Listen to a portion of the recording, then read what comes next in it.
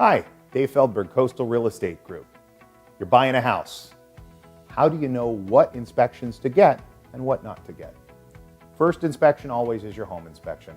They're going to check all the basics, the plumbing, the heating, the cooling, pool, roof.